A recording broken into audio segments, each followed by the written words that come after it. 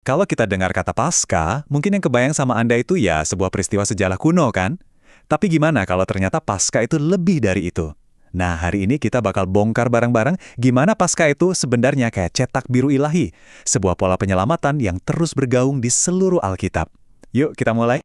Oke, untuk benar-benar paham, kita harus coba rasakan ketegangannya. Coba deh bayangkan Anda ada di sana, di Mesir. Udaranya sunyi senyap, tapi penuh sama ketakutan yang kayaknya bisa kita pegang.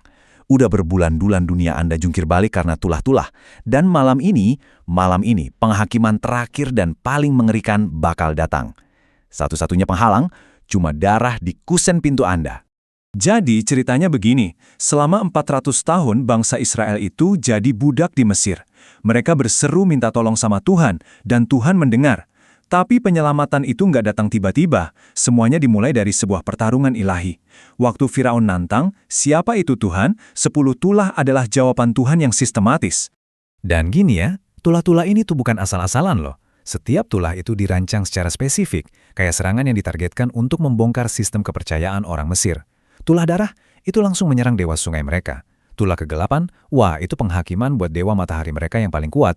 Dan semua ini puncaknya ada di tulah terakhir, yang paling personal dan paling menghancurkan, kematian setiap anak sulung. Tapi, menariknya, di tengah-tengah penghakiman yang mengerikan ini, Tuhan nggak cuma membawa kehancuran, Dia menyediakan jalan keluar, sebuah rencana yang sangat-sangat spesifik dan detil untuk penyelamatan. Dan inti dari rencana itu adalah seekor anak domba. Petunjuknya ini luar biasa presisi. Anak dombanya harus sempurna, harus diamati dulu selama 4 hari, buat mastiin nggak ada cacat sedikit pun. Dan kemudian, bagian yang paling krusial, darahnya harus dioleskan ke kusen pintu. Darah itulah yang akan jadi tanda. Ketika Tuhan melihat darah itu, Dia akan melewati rumah itu. Nah, dari sinilah asal nama perayaan ini. Kata dalam bahasa Ibrani untuk Paskah itu Pesah, yang paling sering kita artikan sebagai melewati atau melompati. Tapi ternyata ada makna yang lebih dalam di sini.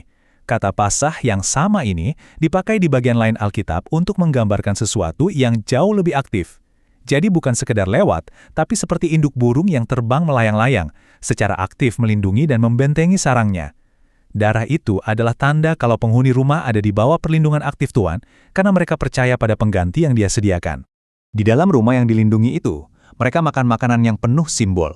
Ada anak domba panggang, si kurban itu sendiri. Ada sayuran pahit, supaya mereka nggak pernah lupa pahitnya jadi budak.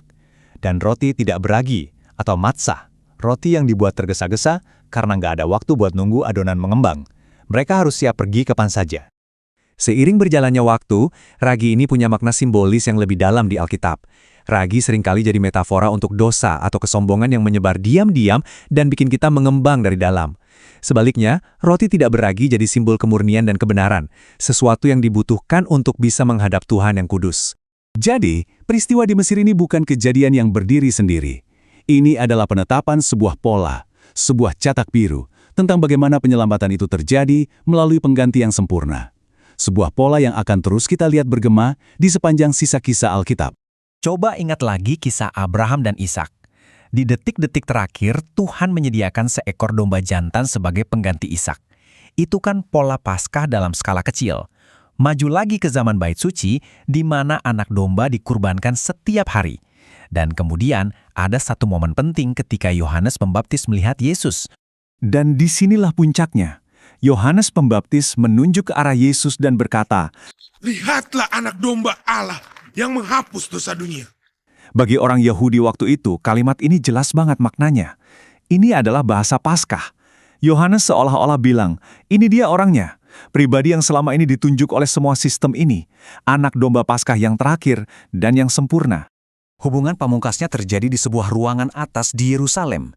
Yesus mengumpulkan murid-muridnya untuk merayakan Paskah. Makanannya sama, tradisinya sama, tapi kemudian dia melakukan sesuatu yang sangat radikal. Dia benar-benar mengubah makna dari simbol-simbol kuno itu. Dia ambil roti tidak beragi dan bilang, inilah tubuhku. Dia ambil cawan anggur dan bilang, inilah darahku. Intinya, dia sedang berkata, ritual kuno ini, cerita yang sudah kalian ulang-ulang selama berabad-abad, semua ini tentang aku. Pembebasan dari Mesir itu cuma bayang-bayangnya, akulah kenyataan yang sesungguhnya. Paralelnya ini benar-benar mencengangkan dan disengaja. Seperti anak domba Paskah, Yesus diperiksa oleh pihak berwenang dan dinyatakan tidak bersalah, alias tanpa cacat. Injil Yohanes bahkan mencatat kalau penyalibannya terjadi di waktu yang persis sama saat anak-anak domba Paskah disembelih di Bait Suci. Kematiannya bukanlah sebuah tragedi, melainkan sebuah penggenapan dari pola yang sudah diletakkan ribuan tahun sebelumnya. Ada sebuah metafora arsitektur yang indah untuk ini. Anggap saja Paskah di Mesir itu seperti sebuah kapel pertama, nyata, bersejarah dan berkuasa. Tapi setiap detilnya, anak domba tanpa cacat, darah yang melindungi, semuanya adalah cetak biru untuk sebuah katedral penebusan yang jauh lebih megah, yang akan dibangun dalam pribadi Yesus Kristus. Terus, apa artinya semua ini buat kita sekarang? Ini lebih dari sekedar pelajaran sejarah loh. Ini adalah kunci untuk memahami apa itu kebebasan yang sejati. Coba pikirkan seperti ini. Darah di kusen pintu itu ibarat sebuah kunci. Darahnya sendiri nggak punya kekuatan magis. Kekuatannya terletak pada desainnya yang pas untuk membuka gembok perbudakan. Karena itulah mekanisme yang Tuhan rancang. Itu adalah tindakan fisik dari sebuah kepercayaan pada janji ilahi.